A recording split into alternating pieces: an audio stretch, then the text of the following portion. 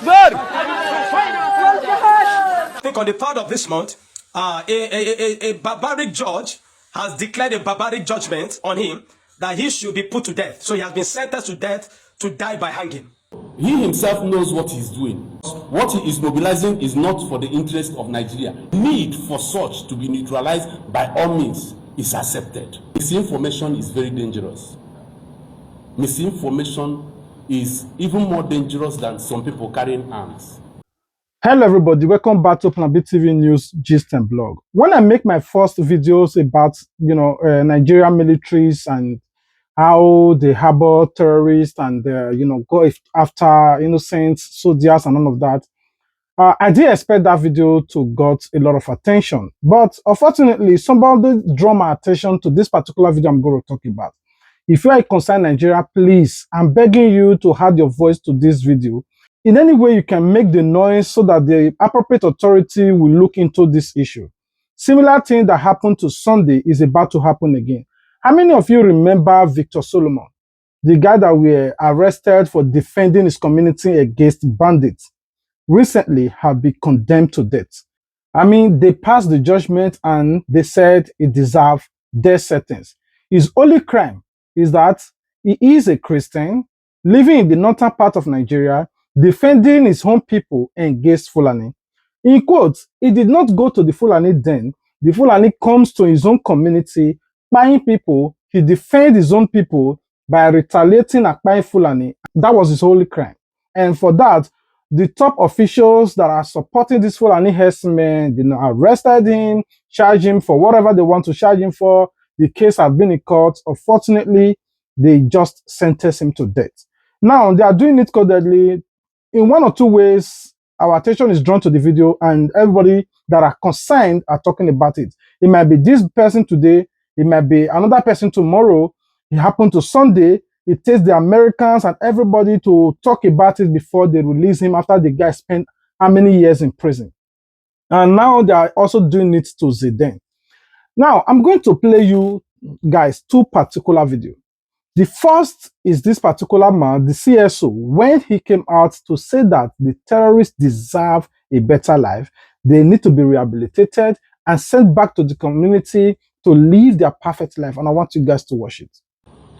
Well, the truth is that the terrorists are one of us before they were, confused because of situations and circumstances around us.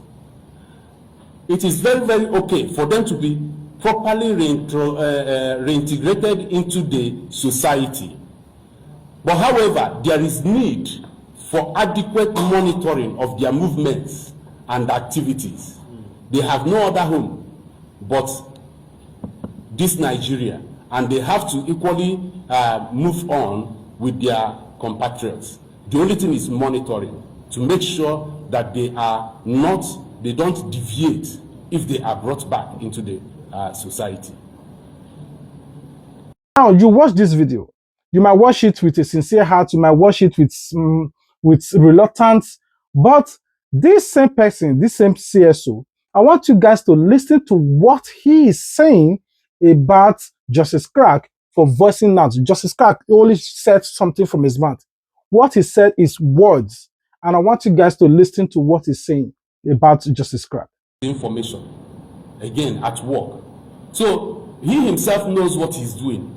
He knows the target of what he is looking for. Because what he is mobilizing is not for the interest of Nigeria in this case. I'm not saying in all cases of what he's doing. But in this particular case, insecurity is dangerous.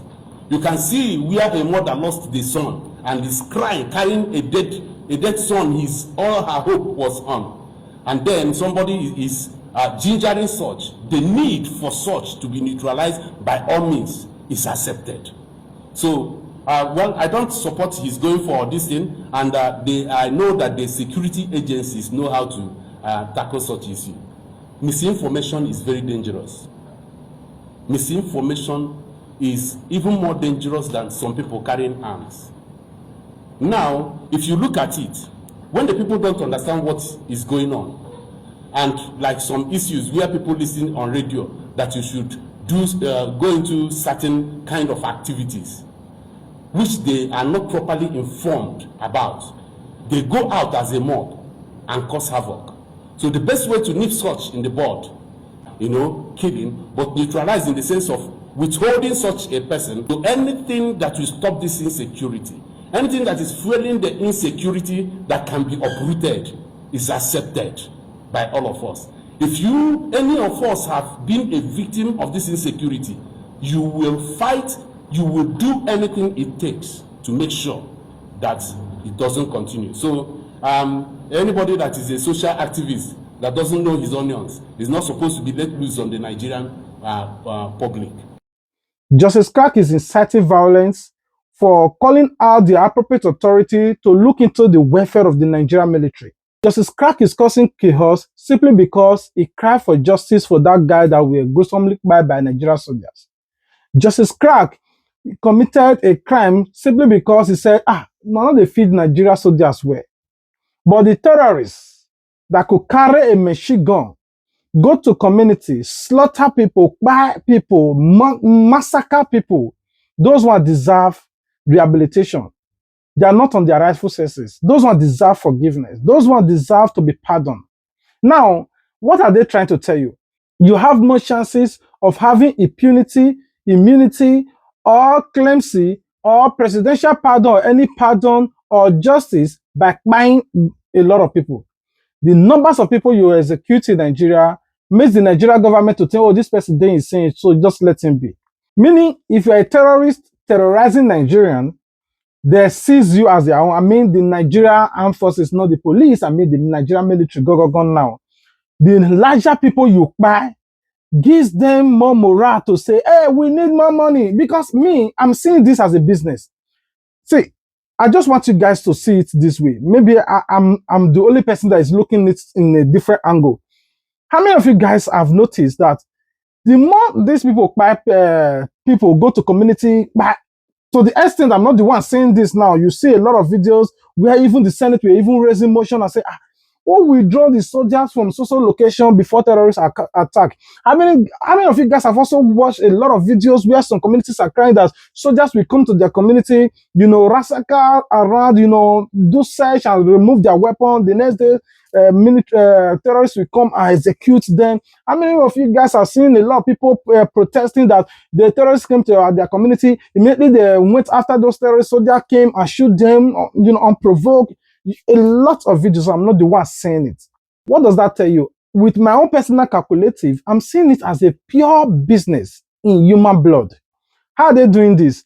The larger numbers these people buy, the main, I don't know whether the soldier controlling that regions will want to, call for the Nigerian government to bring more money to buy more weapons. Immediately they give them this money. Instead of them to buy more weapons, you see them building estates. Up till now, somebody that is living on salary have estate. EFCC have never looked to that direction. I said it before. I'm saying it again. Somebody that is living on salary have estate. Nigerian EFCC have not investigated any armed forces. People are saying they are driving luxurious cars. Their children are living abroad with how much salary. Now, when I make a video like this, they look at it as if you want to expose them, they start looking for you. There are a lot of Nigerian soldiers, if you are closer to them, they have a lot to say, but they are so scared of their life. It's just like, I don't know, these people lure you to come and buy the form. Immediately you buy the form, they cramp you. You are there already, you cannot even say anything. Nigerian soldiers will have to use their own money to buy their boots, their uniform, their feed. If you want to eat well, if you have a soldier as a friend, they are begging. And the worst part of it now, they are trying to silence their voice by saying that non-Nigerian soldiers will be on social media anymore. You ask them why. They don't have reason for it. They don't just want them to communicate with the outside world anymore. These people some of them are on TikTok, also making a livelihood from that place. Some of them also want to, apart from being a soldier, having this mental stress, also go on social media to at least to ease their stress. Now they are trying to silence them so that nobody will know what is going on in Nigerian military.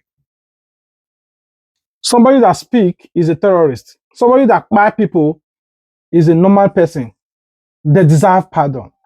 And now some people will just see, if nobody talks about this particular video of Victor Solomon, I don't know. Me, I'm just praying that what they are planning is not going to work. Now that recently again, they said the Boko Haram people have passed through their rehabilitation. They want to free another set of Boko Haram back to the society. I am not the one saying it. You are saying it from the Punch News.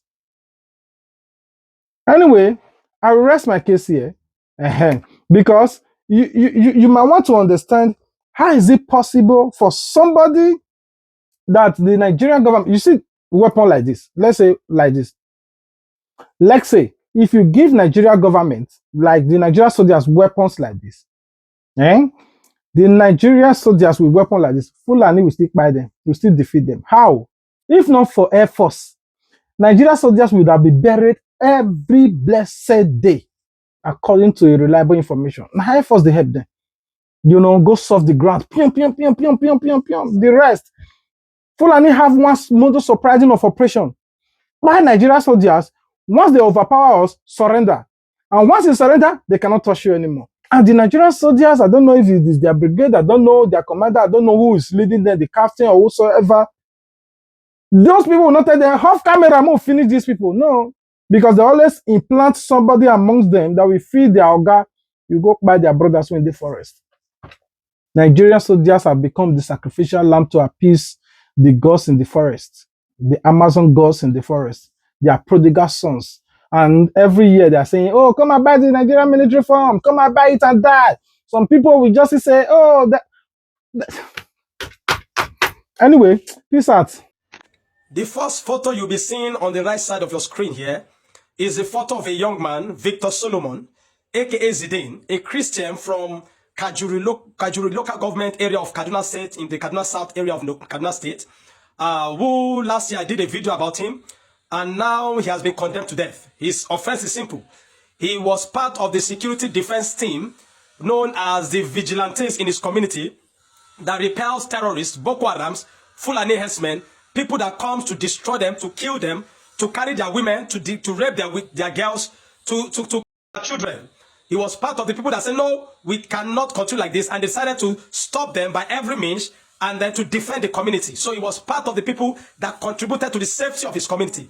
But under the recalcitrant and confused entity called El-Rufai, he was arrested and has been in prison for the past 4 or 5 years now or more. And even though I made a video about him last year, this month, I think on the 3rd of this month, a barbaric judge has declared a barbaric judgment on him that he should be put to death. So he has been sentenced to death, to die by hanging. The second picture you see on the left side of the screen is a photo of lunatics, idiots, bastards. The photos of Boko Haram, the photos of Lukarawa, the photo of Fulani jihadists, the photos of every Islamic terrorist you can think of that have been terrorizing destinies of men, terrorizing lives, terrorizing livelihood of men, killing, destroying, raping. Just think of every inhuman thing you can think of. These guys on the left have committed. They have turned innocent Nigerians to become victims of IDPs. They have killed each of these guys.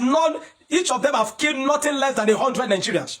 They have caused every form of unrest that you can think of on Nigerians, on innocent people. They have done everything inhuman you can think of that can be done anyway. They have slaughtered human beings as though they are slaughtering a cow or slaughtering a chicken. But what will the Nigerian government do? You will think when they are arrested, the Nigerian government will do the right thing, taking them through the court, let them go through judgment, and let them go through death by firing squad or every other means to ensure that judgment is passed and those that have been affected are justified, receive judgment from a credible government. But unfortunately, no, that is not the case. The terrorists are being taken through a process called rehabilitation because they said they have been repented, rehabilitation and repented. They call them repentant terrorists, repentant Boko Haram, repentant bandits, and everything you can just think of. So these guys now, with all the atrocities they have committed and all the mayhem they have caused, will be released back to the society, and so that they can continue to do what they do. While this innocent man here, Victor Solomon, a Christian from a Christian community in Kaduna State, has been sentenced to die because he was protecting his community. Now think about it properly. When President Trump called Nigeria a disgraced society or a disgraced nation, Now look at it properly. Are we not a disgraced nation? Are we not a useless and disgraced nation? Are we not a depraved-minded people? I've never seen a confused nation like Nigeria, sentencing innocent people to death, releasing terrorists back to the society. And if these guys, this rehabilitation thing they say they do for this Boko Haram, these terrorists, it costs hundreds of millions and billions in naira. They use billions of Nigerian naira, hard-working taxpayers in Nigeria. They use their resources, their tax, to take care of these terrorists. These terrorists have caused mayhem. These terrorists that have ensured that you cannot conveniently go on a road trip in Nigeria.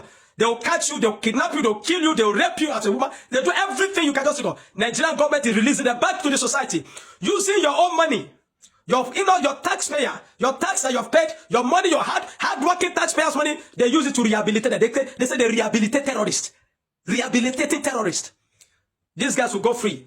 They are back to the society. This other man is being put to death. Now, I want to say this morning, if you are a Christian, either a pastor, a GO, a worker, a minister, whatever you are, as far as you name the name of the Lord Jesus Christ, if Victor Solomon eventually go through with that judgment and is killed, shame on you, shame on me. It will be a big shame. What they are doing right now is that they are slapping on, it is a slap on Christianity. Because they know you can't do shit. They know you won't do anything. It is a slap on Christianity. If Victor Solomon eventually go through with that judgment, it is a slap on every GO in this nation. It is an insult and a shame on Christianity in Nigeria. We must do all we can within our power to ensure that that barbaric judgment from a barbaric judge does not go through. Please keep sharing this video. Those that are his legal counsel, reach out to me. I don't know you, but those that are his legal counsel, please reach out to me. What do we need to do? If we need to employ the service of more lawyers, we will fund it. The Christians in community Nigeria will fund it. We will do a GoFundMe for it. And we will raise resources for this lawyer to ensure everything you can do, everything humanly possible you can do, to ensure that this doesn't happen. And I want to use this opportunity also to call on President Donald Trump. I believe for such a time like this, God has raised you up. And I'm pained and I'm sad in my heart because after your tenure, I wonder if God will give us another man like you. You have been ferocious, you have been tenacious, you have been dogged and intentional against injustice, against terrorism in Nigeria. And all over the world. We see how you are doing it all over the world.